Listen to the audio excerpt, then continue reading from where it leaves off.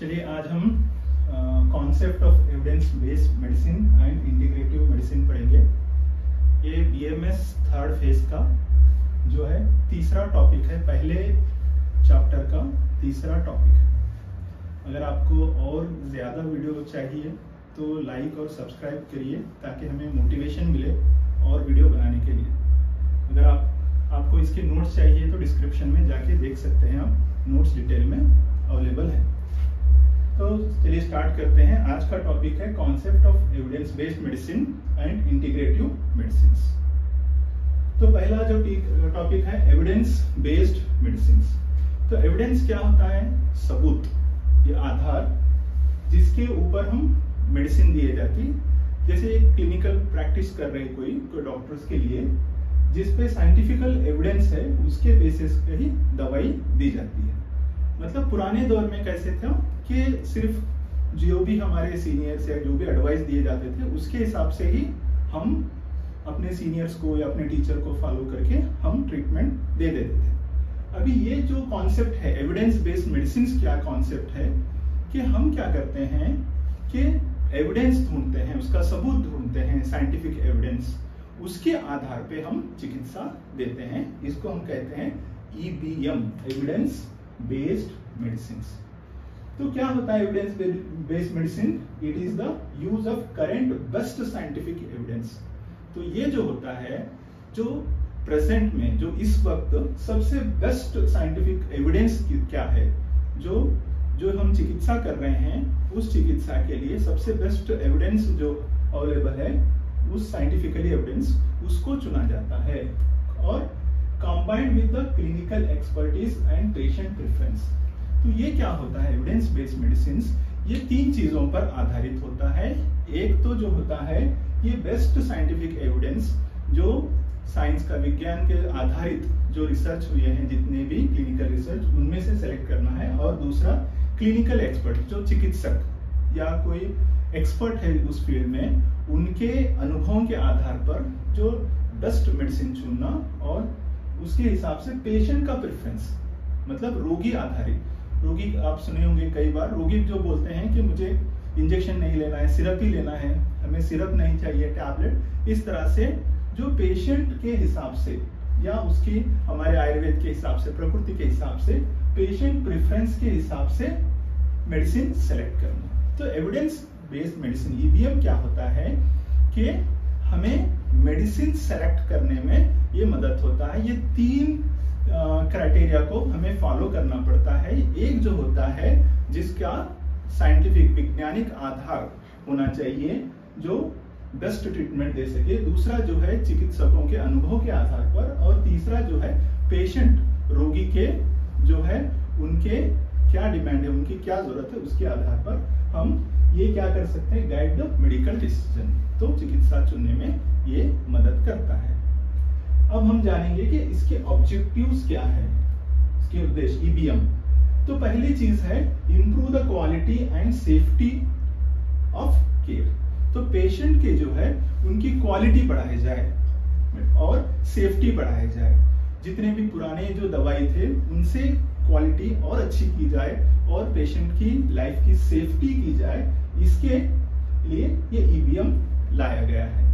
और जो दूसरा है प्रोवाइड साइंटिफिकली प्रूव ट्रीटमेंट। तो कई सारे ऐसे चिकित्सा है, क्योंकि हमें पता नहीं है, वो दे रहे हैं इसलिए हम भी दे रहे हैं। तो इस चीज को अवॉइड कर यहाँ पर ये बताया गया है कि प्रोवाइड साइंटिफिकली प्रूव ट्रीटमेंट, जो साइंटिफिकली जो साबित हो चुके हैं विज्ञान के आधार पर, उन्हीं प्रूव ट्रीटमेंट को हम पेशेंट्स को दे सकें। और तीसरी जो है अवॉइड आउटडेटेड प्रैक्टिसेस, जो पुराने हो चुके प्रैक्टिसेस है, जो पुराने तौर तरीके को है आउटडेटेड, उनको जो है अवॉइड कर सकें, ताकि हम एविडेंस, साबित किए गए या सबूत के आधार पर मेडिसिन दे सकें। और नेक्स्ट क्या होता है, offer personalised medicinal, personalised patient care. तो इंडिविजुअल पेशेंट के हिसाब से हम ट्रीटमेंट दे सकें। तो ये सभी पेशेंट के EBM होते हैं, जो ऑब्जेक्टिव्स ऑफ द EBM। और नेक्स्ट जानेंगे कि स्टेप्स ऑफ EBM प्रैक्टिस। तो किसी को हम एविडेंस बेस्ड मेडिसिन किसी रोगी को देना चाहते हैं, तो उसमें क्या क्या स्टेप्स हमें देखना पड़ेगा। मान लीजिए आपका कोई पेशेंट है, उसको आप एविडेंस बेस्ड ईवीएम देना चाहते हैं, तो कौन से स्टेप्स को हमें फॉलो करना है।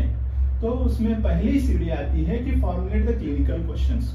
तो रोगी को पूछना पड़ेगा आपको क्लिनिकल क्वेश्चंस को, क्या हो रहा है आपको, किस तरह से रोग है, सभी ये क्वेश्चंस को आपको फॉर्मुलेट करना पड़ेगा। और जो दूसरा होता है उसके बाद में सर्च फॉर एविडेंस। तो उस लक्षणों के आधार पर कौन सी चिकित्सा जो विधि एट प्रेजेंट सिनेरियो में जो अच्छी से बैठती है, साइंटिफिकल एविडेंस, उसको चुनना है। और तीसरा होता है अप्रेशल ऑफ एविडेंस मेडिसिन। ये क्या होता है कि ये इवैल्यूएट करना कि क्या वो सचमुच में काम करेगी वो एविडेंस बेस्ड मेडिसिन। ओके, उसको वो जो आपने सर्च किया है, क्या उसमें जो उस सब्जेक्ट के एक्सपर्ट है, उस चिकित्सा के एक्सपर्ट है, क्या वो लोग उसको मानते हैं क्लिनिकल एक्सपर्टीज, और तीसरा पेशेंट्स क्या उसको लेने को पसंद करता है। ये सभी को ये अप्रेशल करके फिर बाद में हम क्या करते हैं, चौथे स्टेप में अप्लाई इन द प्रैक्टिस।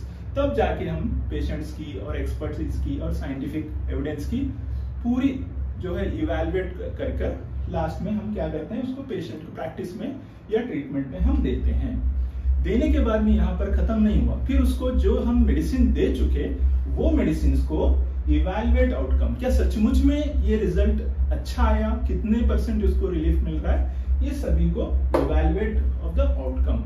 ये सभी जो होते हैं, ये 5 स्टेप्स होते हैं जब भी आप ईवीएम देते हैं एविडेंस बेस्ड मेडिसिन, जो वैज्ञानिक प्रूफ, जिसके अनुसंधान से जो प्रूफ हुई है जो चिकित्सा, उसको 5 स्टेप्स के जरिए से चिकित्सा दे सकते हैं। एक बहुत अच्छा सा उदाहरण है अश्वगंधा का, जो अभी इस समय जो हमारे आचार्य ने जैसे बताया था कि अश्वगंधा जो है तनाव कम करने के लिए, स्ट्रेस कम करने के लिए बहुत उत्तम औषधि है, जो होता है आयुर्वेद में। ये इसको क्या किया गया है, साइंटिस्ट ने, जो वैज्ञानिकों ने उसको रिसर्च करके उससे पता लगाया कि हाँ ये सचमुच में इसका एविडेंस है।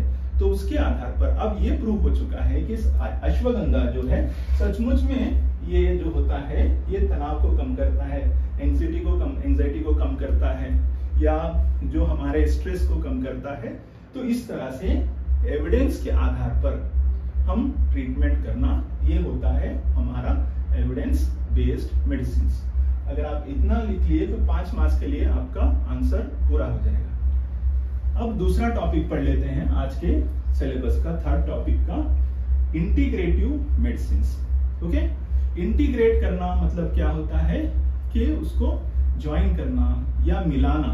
ठीक है, क्या मिलाना है यहाँ पर जो है मॉडर्न मेडिसिन, जिसको हम एलोपैथी कहते हैं, या जो मॉडर्न एविडेंस जो मेडिसिन है, उसको हम क्या करते हैं, ट्रेडिशनल सिस्टम्स के साथ उसको कंबाइन करते हैं। जैसे कि आयुर्वेद है, योगा, इनको क्या करते हैं, yoga to treat whole persons.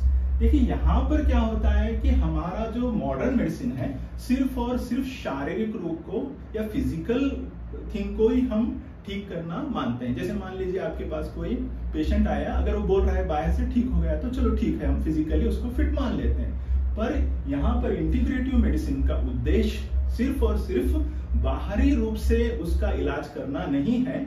यहाँ पर हमारे आयुर्वेद का जो हमारा सिद्धांत है, शारीरिक, मानसिक और आत्मा तक को भी ठीक करने का इसका उद्देश्य होता है। इंटीग्रेटिव मेडिसिन का उद्देश्य क्या है कि यहाँ पर whole person, okay, to treat the whole person, body, mind as well as the spiritual.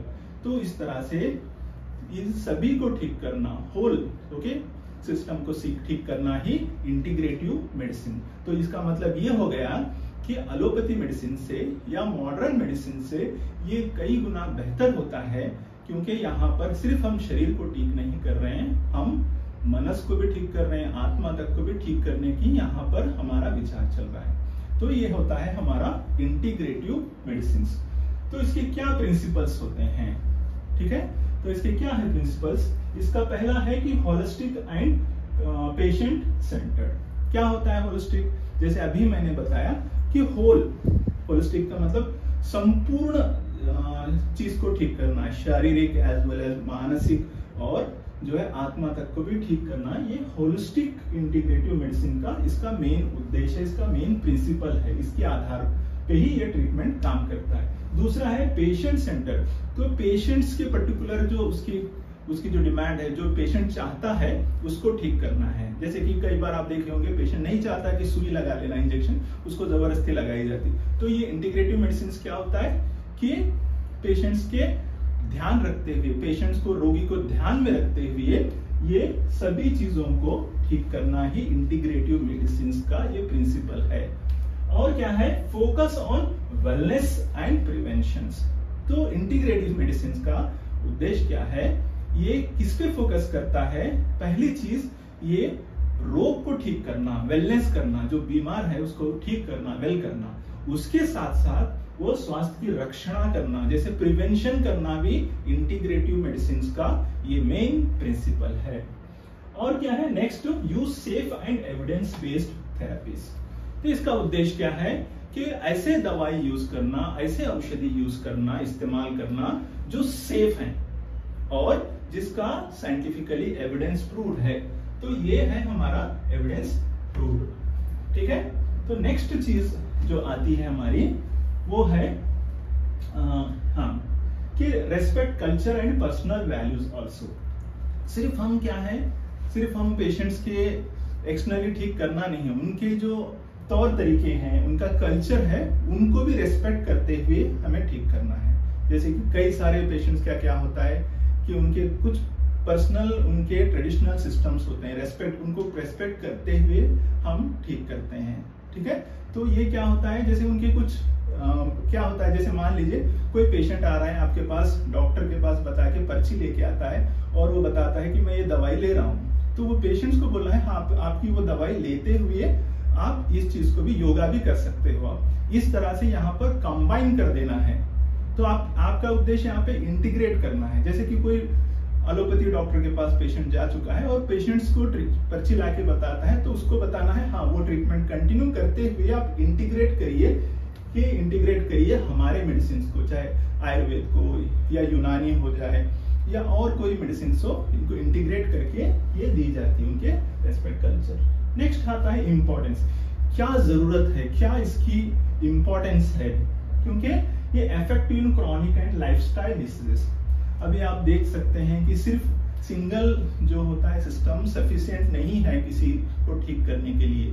यहाँ पर हमारा उद्देश्य है कि जो बहुत क्रॉनिक डिसीजेस है, जैसे कि लीवर के डिसीजेस है, कॉन्स्टिपेशन है, या बहुत सारे लाइफस्टाइल डिसीजेस है, ये सिर्फ एलोपैथी से ठीक नहीं हो पा रहे हैं, यहाँ पर मॉडर्न मेडिसिन फेल हो जा रही है।